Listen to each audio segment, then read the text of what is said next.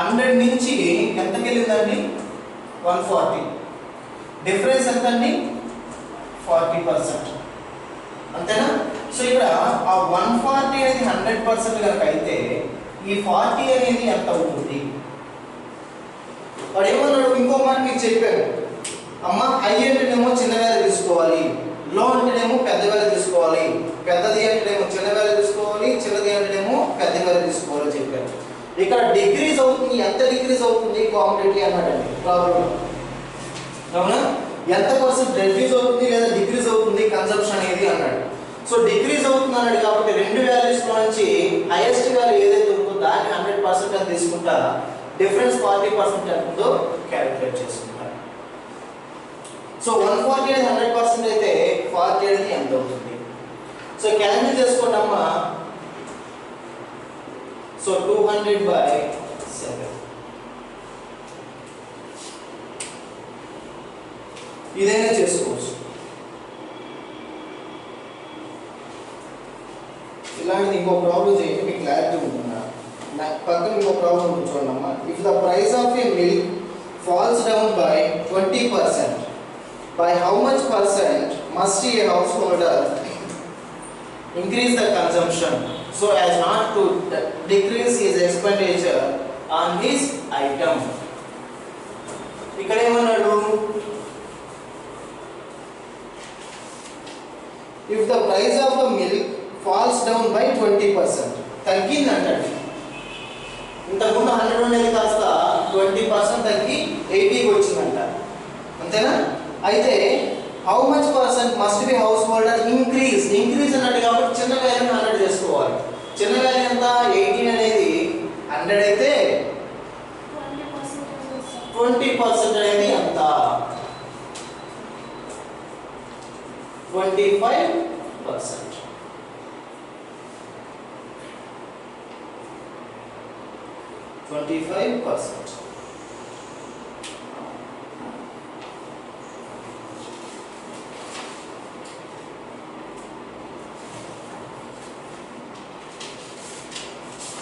ఇంకో ప్రాబ్లం చూసుకోండి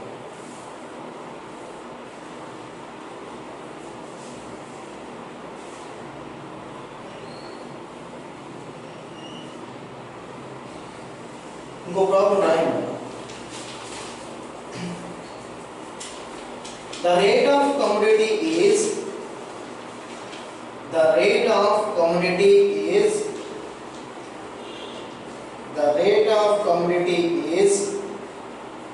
increased by 50%. What is percent of consumption?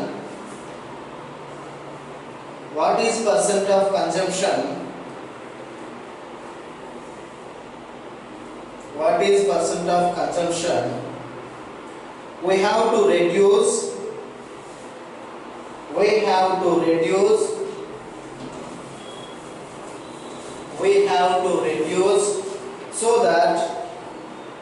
so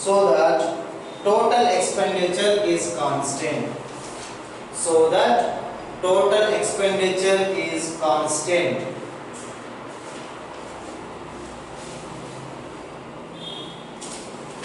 ఏమన్నారమ్మా commodity 100 నుంచి 50% increase అయ్యి 150 అయింది రెడ్యూస్ చేసింది కాబట్టి 150 అనేది 100 అని తీసుకుంటే 50% డిఫరెన్స్ 50% కాబట్టి ఆ 50% అనేది ఎంత అవుతుంది అన్నాడు 53 అంటే 100/3 that is nothing but 33.33%.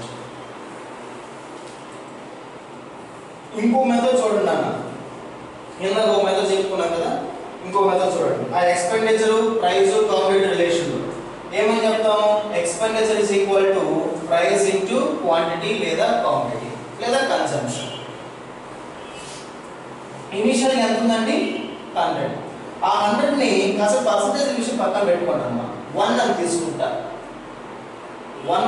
నా దగ్గర ఉన్నది తర్వాత ఎంత ఇంక్రీజ్ అయిందంట 50% ఇంక్రీజ్ అయిందంట 50% ఇంక్రీజ్ అయ్యి ఎంతకు వచ్చింది 150 కి వచ్చిందంట 150 ఇస్ నథింగ్ బట్ ఎంత అండి పర్సెంటేజ్ లో 150/100 అంటే ఎంత 3/2. సో అంటే 1 నుంచి 150కి వచ్చిందంటే ఈ డిఫరెన్స్ తీసుకుంటూ వచ్చేది 50% కదండి, 50% కదా డిఫరెన్స్. నానా ఇనీషియల్ గా 1 ఉందమ్మా, తర్వాత 150కి మారింది. 115% ఎంత? 3/2. ఈ 1 - 3/2 చేస్తే వచ్చేది ఇంక్రీజ్ అయిందే కదా, అదే 50% సమానమైంది కదా. అంతేనమ్మా. కాంప్లీట్ లో మాత్రం నాకు ఏ మార్పు వచ్చిందో నాకు తెలియదు. అందువలన expenditure is equal to 1 - 3/2 into P into C. అది ఇంక్రీజ్ అయింది. So expenditure is equal to ఎంత అవుతుందండి? -1/2 ఇంటూ P ఇంటూ C. ఇప్పుడు ఇది కావాలి అని అంటే, కాన్స్టెంట్ అవ్వాలి అని అంటే, ఈ మొత్తం ఎక్స్పెండిచర్ ఈ రిలేషన్ కాన్స్టెంట్ అన్నాడు. ఎక్స్పెండిచర్ అనేది కాన్స్టెంట్ అవ్వాలంటే C ని -2/1 తో కనుక మల్టిప్లై చేస్తే 1 క్యాన్సిల్ అయిపోయి E is equal to P into C అవుతుంది.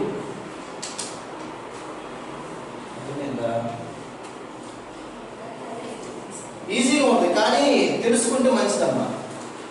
ఇప్పుడు for example A is equal to B into C ఉందండి. A is equal to B into C ఉంది. A అనేది ఎప్పుడు మారకూడదు, A కాన్స్టెంట్ గా ఉండాలి. ఈ రెండిట్లో నీకు ఎలాంటి మార్పు రావచ్చు. నేను ఏమంటున్నా అంటే B అనేది కాస్త 2B గా మారింది, కానీ A మారకూడదు, A కాన్స్టెంట్ గా ఉండాలి. A కాన్స్టెంట్ ఉండాలంటే ఆటోమేటిక్ గా C అనేది ఏమవ్వాలి? C/2 అవ్వాలి. ఇక్కడ ఎంతైతే పెరిగిందో అంత ఇక్కడ తగ్గాలి. సో ఇక్కడ B అనేది కాస్త 2B అయిందంటే C అనేది కాస్త C/2 అయితే 2 క్యాన్సిల్ అయిపోయి మార్పు లేకుండా ఇంతకుముందు ఎంత ఉందో అలాగే వస్తుంది. అర్థమైందా? మనం ఏం చేస్తాం? ఖర్చులు పెరిగి అంటే ఆటోమేటిక్ ఇన్కమ్ పెరుగుతూ ఉంటే ఖర్చులు పెంచుకోవచ్చు.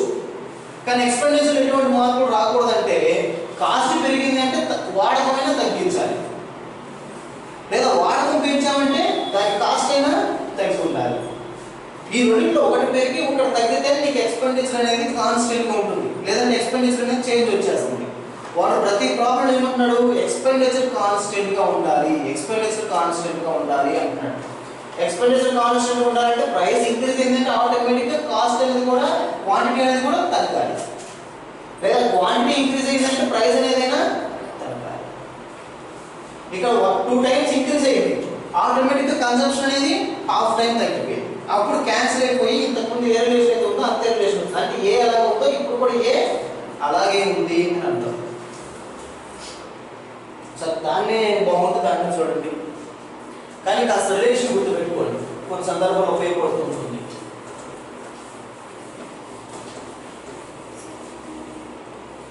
నెక్స్ట్ ఇంకో ప్రాబ్లం చూడాలి.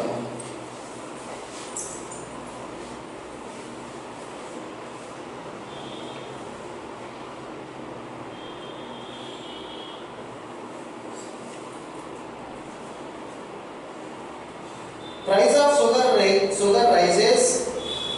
Price of sugar rises by 20%. Price of sugar rises by 20%. 20%. By how much percent? By how much percent should be consumption of sugar? Should be consumption of sugar be reduced? Be reduced. Be reduced. So that the expenditure does not change. The expenditure does not change.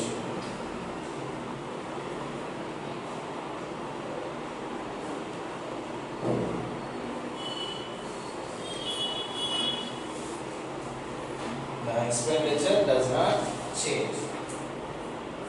Okay na? చూడండి అన్నది change ఎక్కడి నుంచి అక్కడికి 20% rise అయిందంట, increase అయిందంట. అంటే 100 నుంచి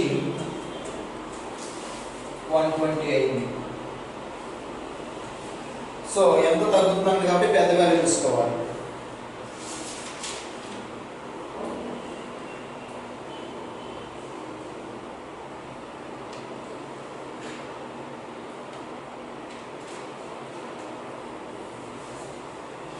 ఎంత వస్తుంది? సో 120 అనేది 100% అయితే ఇంక్రీజ్ అయినటువంటి అటువంటి ఎంత పర్సెంట్ అవుతుంది? 50/3. 50/3 is nothing but 16/2/3. 16/2/3. It's a fraction velocity. 16/2/3.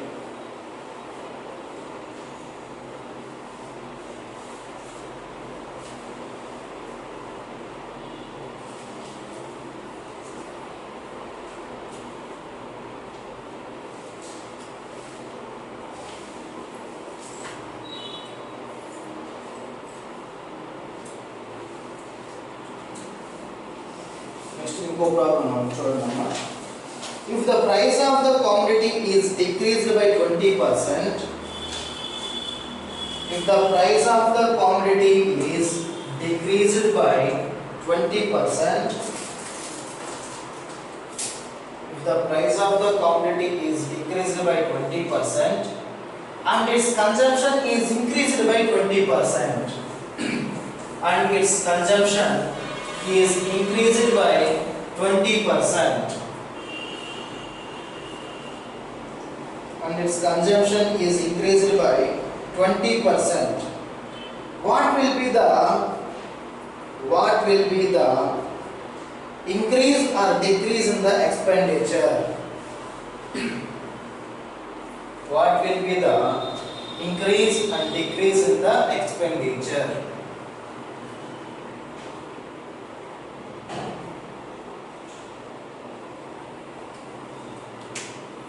What will be the increase and decrease in the expenditure?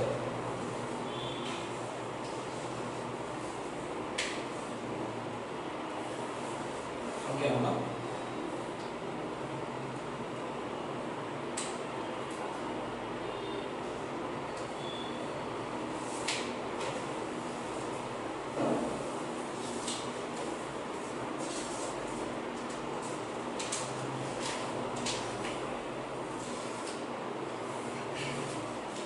ఎక్కడైనా మీకు పర్సంటేజ్లో ఒక వాల్యూ ఇంక్రీజ్ అయిందని చెప్పి ఇప్పుడే చెప్పుకున్నానమ్మా, ఒక వాల్యూ ఇంక్రీజ్ అయిందని చెప్పి ఇంకో వాల్యూ డిక్రీజ్ అయిందని చెప్తే ఆ రెండు వాల్యూస్ కనుక సమానమైన వాల్యూస్ అయితే ఫార్ములా a²/100.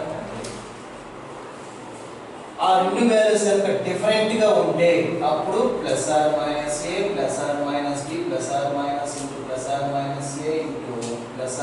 + b పర్సంటేజ్ లో ఎక్కడైనా రానివ్వండి, 2% వచ్చి వాడు ఆ ప్రాబ్లంలో దేని గురించి మాట్లాడాడో మనకు అనవసరం, దేని గురించి ఎక్స్ప్లెయిన్ చేశాడో కూడా మనకు అనవసరం. 2% వచ్చి రెండు సేమ్ పర్సంటేజ్లు అయితేనేమో a²/100 అని వేయండి. రెండు డిఫరెంట్ పర్సంటేజ్లు అయితేనేమో +or - a +or - b +or - a + a + b/100. ఇంతకుముందు చాలా సందర్భాల్లో కూడా ఇదే ఫార్ములాస్ మనం యూజ్ చేసుకున్నాం. ఇక్కడ రెండు సేమ్ పర్సంటేజ్లు కాబట్టి 20 × 20/100 ఎంతమ్మా? 4%. అది ఎప్పుడు కూడా ఎలా ఉంటుందని చెప్పారంటే డిక్రీజ్గా ఉంటుంది అని చెప్పుకున్నాం. ఇంతకుముందు ప్రాబ్లమ్స్లో కూడా ఎప్పుడు కూడా పర్సంటేజ్ అనేది ఎలా ఉంటుంది, రిజల్టెంట్ పర్సంటేజ్ అంటే డిక్రీజ్ అయ్యి ఉంటుంది అని చెప్పుకున్నాం. ఇది మనకు తెలిసిందండి. సార్ ఇది రాకపోతే మరి ఏంటి పరిస్థితి అంటే ఇంతకుముందు చెప్పుకున్నటువంటి మెథడ్లో ఒకసారి వీళ్ళు చూద్దాం. ఈ problem expenditure is equal to price into quantity లేదా క్వాంటిటీ. ఇనీషియల్గా ఇక్కడ మన ఒకదాని గురించే మాట్లాడాలి. ఇది కాన్స్టెంట్గా ఉంటుందని వాడు చెప్పాలి. ఇది మారింది, ఇది మారింది, ఇది కూడా మారింది. ఎంత అని అడుగుతుంది. ఇది ఎంత మారిందంట? ఇనీషియల్గా 1 ఉండేదండి, 1 కాస్త ప్రైస్ అనేది పెరిగిందన్న తగ్గిందన్న ప్రైస్ ఏమైందంట 20% పెరిగింది అన్నాడు, అంతేనా? So 1 plus 20/100, 20/100 is nothing but 1 plus 1/5 అంటే 6/5, అంతేనా ఇది? సో ఇది ఎంత అవుతుంది అంటే 6/5 ఇంటూ P ఇంటూ ఇదేమైందంటే 20% తగ్గింది అన్నాడు. సో 1 minus 1/5 అంటే 4/5 తగ్గింది కాబట్టి మైనస్ చేసుకుని ఇనిషియల్ కూడా 1 అక్కడ 1 ఇక్కడ 1 కాకపోతే ఇక్కడ 20% పెరిగింది కాబట్టి ప్లస్ రేషియోస్ లో మాట్లాడుకొని చేసుకున్నా, ఇక్కడ మైనస్ ఎంత అయితే అంత తీసేసుకున్నా. సో ఇది ఎంత అవుతుంది వాల్యూ అంటే 4/5 ఇంటూ సి, అంతేనమ్మా? క్యాన్సిల్ ఏమనుకుంది, క్యాన్సిల్ చేసేసేయండమ్మా. మొత్తం ఎంత వస్తుంది 6/5 అంటే 6 4s ఎంతమ్మా 24/5 5s are 25 P into అంటే దీని వాల్యూలోకి ఇది ఈ ప్లేస్ లో కనుక ఇక్కడ సబ్స్టిట్యూట్ చేస్తే ఈ రెండింటి మధ్య చేంజ్ ఎక్కడ వస్తుందండి 24/25 అనేది డిఫరెన్స్ కనిపిస్తుంది. 24/25 దీని పర్సంటేజ్ లో మాట్లాడుకుంటే ఎంత అవుతుందండి 24/24 ఇంటూ 24 అండి, పోతే ఎంతమ్మా ఎంత పర్సెంట్ తగ్గిందండి 100కి ఎంత పర్సెంట్ తగ్గిందమ్మా 4% డిక్రీజ్ అయింది. అర్థమైందా? పర్సంటేజ్ లో మాట్లాడుకుంటే లేదు సార్ మనం రేషియోస్ లో మార్చుకోకుండా పర్సంటేజ్ లో ఉంటే మనం చూసుకోవచ్చు అంటే ఒకసారి చూద్దాం. రేషియోస్ లో ఇలా మార్చుకోకుండా పర్సంటేజ్ లో చూద్దాం. ఇది పెరిగింది కాబట్టి 120 into P into 80 into C మొత్తం ఎంత అవుతుందండి ఇది into P into C. P into C అంటే ఈనే ఇంక ఎక్సెస్ చేంజ్ ఎక్కడ వచ్చింది ఇది వచ్చింది అంటే 9600/100 సో 96 డిక్రీజ్ ఎంత అయిందంటే 4% డిక్రీజ్ అయింది.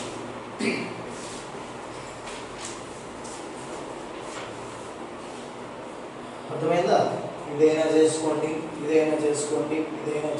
మీకు ఆ సందర్భంలో ఎలాంటి ఆలోచన వస్తే ఆ ఆలోచన, కానీ ఇది మాత్రం ఎక్కువ సందర్భాల్లో మనకి ఎలాంటి కండిషన్ అయినా కానీ వాడు దేని గురించి మాట్లాడేవాడిని మనకు అనవసరం. పెరిగింది తగ్గింది అన్నాడు అంటే 2% సమానమైందేమో A²/100 వేయండి, డిఫరెంట్గా ఉంటేనేమో ఈ ఫార్ములా నోట్ చేసింది. ఇంకో ప్రాబ్లం చూడమ్మా.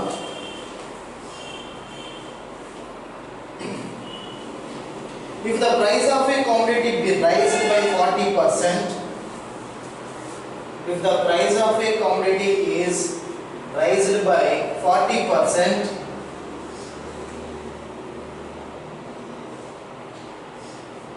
by how much percent must a household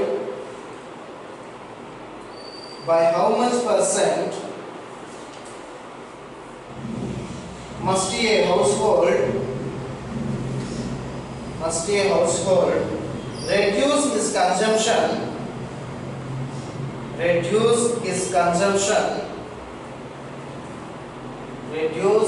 consumption of that commodity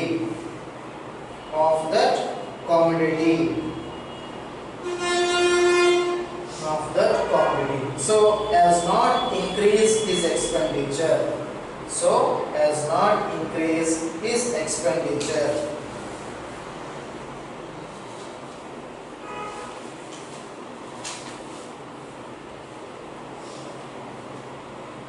చేయండి. ఇక్కడ ఫస్ట్ బేస్ మాత్రమే అండి. ఫస్ట్ మెథడ్ 100 నుంచి 140 పెరిగిందంట, అయితే ఆ 40% ఎంతో క్యాలిక్యులేట్ చేయమంటాడు. సో ఒక మెథడ్ ప్రకారం మాట్లాడుకుంటే 100 నుంచి 140 పెరిగింది. సో 140 అనేది 100% అయితే 40 అనేది ఎంత పర్సెంట్ అవుతుంది అంటే 20/7. అంతేనమ్మా? సారీ 200/7. లేదు ఇప్పుడు మాట్లాడుకున్న మెథడ్లో మాట్లాడుకుంటే expenditure is equal to price into quantity. Price అనేది